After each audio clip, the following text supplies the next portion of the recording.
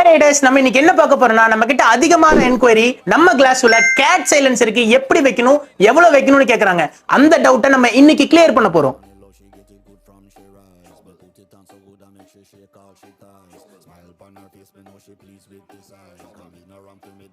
வாங்க without class sound எப்படி இருக்குன்னு பார்ப்போம்.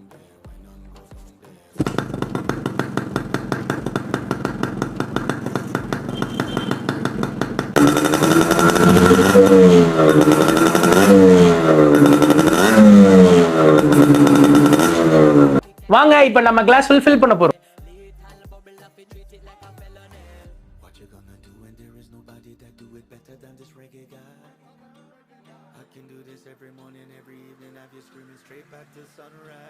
கிளாஸ்ல ஜென்டிலா ஸ்டஃப் பண்ணுங்க. அப்பதான் உங்க எக்ஸாஸ்டோட ரா சவுண்டை ரெடியூஸ் பண்ணி ஸ்மூத் அண்ட் கிளீனா உங்களுக்கு டெலிவரி ஆகும்.